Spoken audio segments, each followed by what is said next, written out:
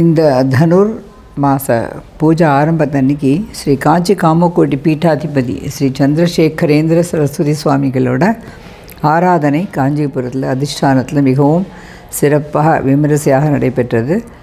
2 காமகோட்டி ஆச்சாரியர்களும் அந்த சமயத்தில் காஞ்சிபுரம் மட்டத்தில் தங்கியிருந்து அவருக்கு செய்யும் அந்த ஆராதனை மேலே பார்க்கிறோம்.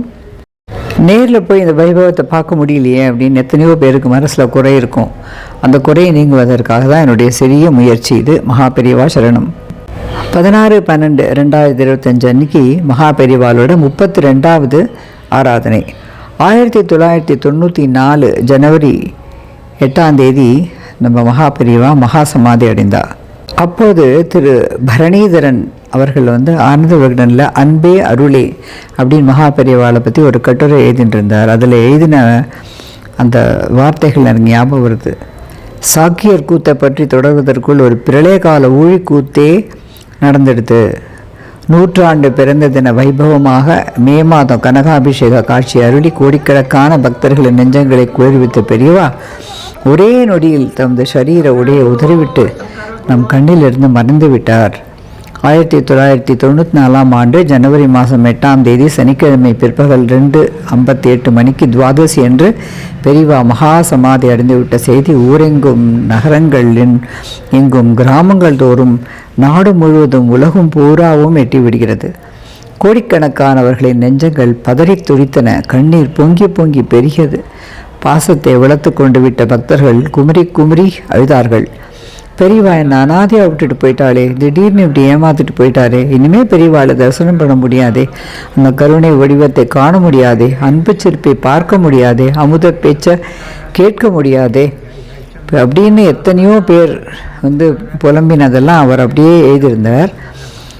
பாமர ஜனங்கள் கூட பெரிய எச்சமான் உள்ளே படுத்துட்டு இருக்காங்கன்னு ஒரு தைரியம் இருந்ததுங்க. எட்டி பார்த்தா அவங்க இனிமேல் இருக்க மாட்டாங்களே. இந்த மாதிரி தங்களுடைய நெருங்கிய உறவினர் ஒருத்தரை இழந்த மாதிரி ஒருத்தரும் கதறி அழிந்த காட்சியை தன்னுடைய வார்த்தைகளில் வடித்திருந்தார் திரு பரணிதரன். அவர் எழுதிய அந்த வாக்கியங்களை என்னால் எப்பவும் மறக்கவே முடியல. அந்த மறக்க முடியாத நாளை நினைவுபடுத்தும்படியாக இந்த ஆராதனை காஞ்சிபுரத்தில் 2 ஆச்சாரியர்களும் சேர்ந்து விமரிசையாக அதை கொண்டாடி அனாயாசமாக தனது உடலை நீத்த அந்த மகானுடைய நினைவாக அங்கே நடந்த நிகழ்ச்சி இது. எப்போது போய் அந்த அதிஷ்டானத்தில் மகாபெரிவாளுக்கு முன்னால் அங்கே போய் உட்காந்துருந்தாலும் நம்மளுக்கு அவர் நேர்லேயே நம்ம கூட பேசுகிற மாதிரியான ஒரு உணர்வு ஏற்படும். நம் மனக்குறைகளை எல்லாம் அவர்கிட்ட சொல்லி முடிஞ்சு எழுந்து வரத்துக்குள்ளே நம்மளுக்கு ஏதாவது ஒரு தீர்வு கிடச்சிரும். இதை நான் நிறையா தடவை பிரத்யட்சமாக அனுபவித்திருக்கிறேன். அந்த மாதிரி எத்தனையோ லட்சக்கணக்கான பக்தர்கள் மகாபெரிவாளுக்கு. அது பக்கத்திலே திரு ஜெயேந்திர சரஸ்வதி சுவாமிகள் அவரோட அதிஷ்டானம் இருக்குது.